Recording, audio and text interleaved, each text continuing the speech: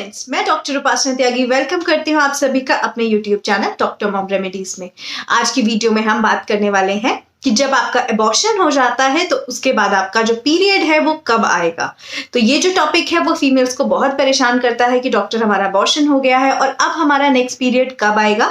तो इस टॉपिक पे वीडियो बनाएंगे, तो उससे पहले अगर वीडियो अच्छी लगेगी आपको पूरे वीडियो को एंड तक देखिएगा, बहुत इंफॉर्मेटिव वीडियो है। तो अच्छी लगे तो लाइक कीजिएगा, औरों के साथ शेयर कीजिएगा, चैनल को सब्सक्राइब जरूर कर लीजिए, नोटिफिकेशन बेल आइकन को भी ऑन कर दीजिए। और अगर कोई क्वेरी है या कोई टॉपिक है जिसपे आप चाहते हैं वीडियो बनाई जाए तो वो आप कमेंट सेक्शन में लिख सकते हैं। तो चलिए वीडियो को स्टार्ट करते हैं।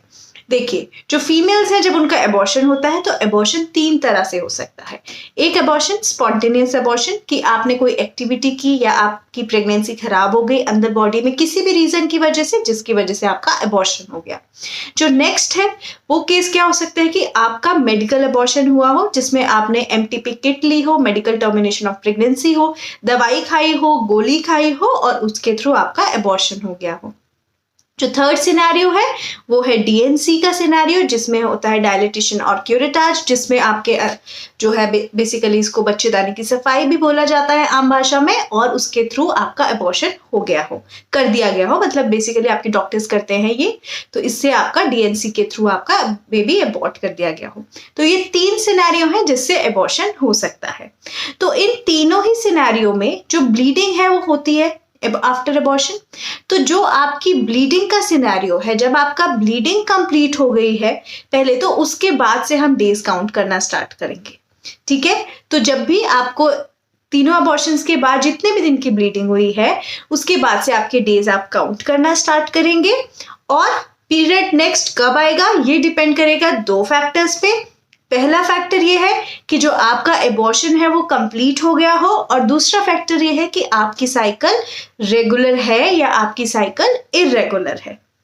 तो पहले देखते हैं कि आपका एबॉर्शन कंप्लीट हो गया है और जो आपकी साइकिल है वो भी रेगुलर है। तो अगर आपकी जो पीरियड्स की साइकिल है बिफोर कंसेप्शन, मतलब इस एबॉर्शन से पहले, जब प्रेगनेंसी से पहले जो साइकिल थी वो बिल्कुल रेगुलर पीरियड्स थे आपके, तो आपका डेफिनेटली जो पीरियड है नेक्स्ट पीरियड आ जाएगा वो आपका 30 डेज के आसपास आ जाएगा। और उसमें आप ये मान लीजिए कि 4-5 दिन ऊपर नीचे आप कर सकते हैं, 28 to 35 डेज के बीच में आपका नेक्स्ट पीरियड आ जाएगा।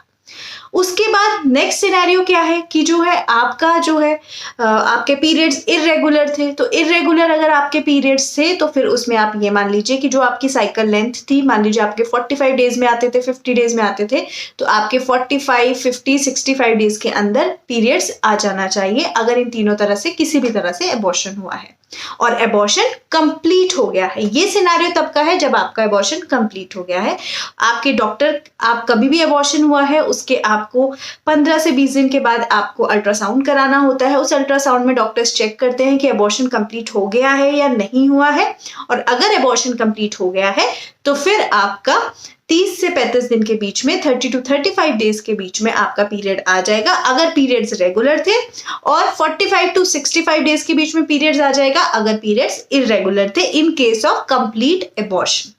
अब बात करते हैं कि एबॉर्शन कंप्लीट नहीं हुआ, कुछ प्रोडक्ट्स रह गए, या फिर आपने अपने सोनोग्राफी आपने कराई ही नहीं, आपको नहीं पता कि अंदर प्रोडक्ट्स रह भी गए थे या क्या हुआ है।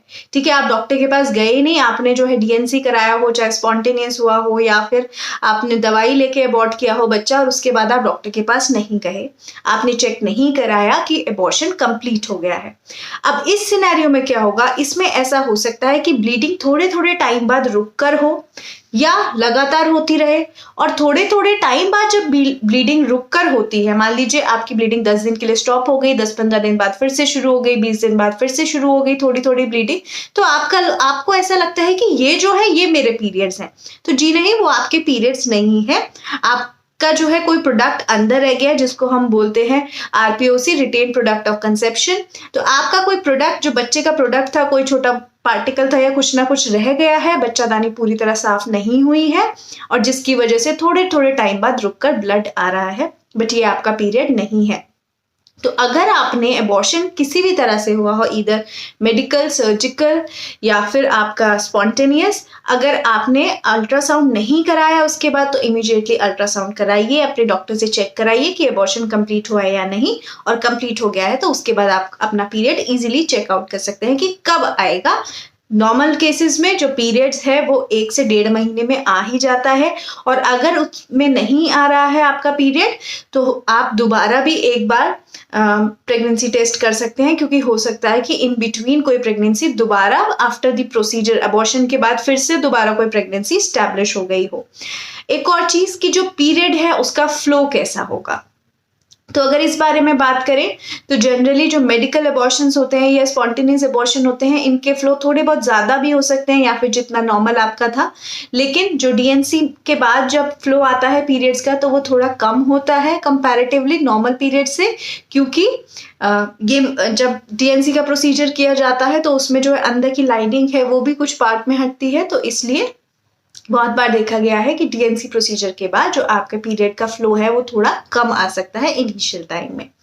इसके अलावा अगर जिन लोगों के पीरियड्स इररेगुलर है उस केसेस में अगर आपको 45 डेज 65 डेज के बाद भी पीरियड्स नहीं आया है तो आपको डेफिनेटली एक बार अपने डॉक्टर को कंसल्ट करना चाहिए, क्योंकि बहुत बार ऐसा होता है कि इररेगुलर पीरियड्स में बहुत बार दोबारा से सिस्ट वगैरह क्योंकि बन जाते हैं तो पीरियड्स नहीं आते हैं, तो उसमें फिर डॉक्टर आपको उस तरह से मेडिकेशन देंगे और पीरियड्स वगैरह आएंगे आपके। तो ये सब में हमने जो आज की वीडियो में जाना है वो हमने ये जाना है कि जो फैक्टर है पीरियड्स आने का वो टोटली डिपेंडेंट है पीरियड्स की रेगुलरिटी एंड इरेगुलरिटी, और साथ ही साथ सबसे मेनली डिपेंडेंट है कि जो एबॉर्शन हुआ है वो कंप्लीट हुआ है या नहीं हुआ है। तो आई होप आपके जितने इस टॉपिक से रिलेटेड क्वेरी थी कि पीरियड कब आएगा वो हमने क्लियर कर दी है। फिर भी समराइज कर देती हूँ कि पीरियड हमेशा आपका 1 से 1.5 महीने में आ जाता है रेगुलर पीरियड्स में, और 45 to 65 डेज में आ जाएगा इरेगुलर पीरियड्स में अगर अबॉर्शन कंप्लीट हो गया है। So I hope you will like this video, and if you like this video please press the like button. If you have any query please you can write in the comment section. अगर आप चाहें तो कोई topic भी लिख सकते हैं जिसके ऊपर मैं वीडियो आपको बनाऊं, और kindly subscribe to my channel. बहुत सारे लोग हैं वीडियोस देख रहे हैं बट चैनल को सब्सक्राइब करना भूल जाते हैं, तो प्लीज़ चैनल को सब्सक्राइब कीजिए। और डीएनसी एबॉर्शन से रिलेटेड बहुत अच्छी लिस्ट है हमारे चैनल पर, प्लेलिस्ट उस सबको देखिए।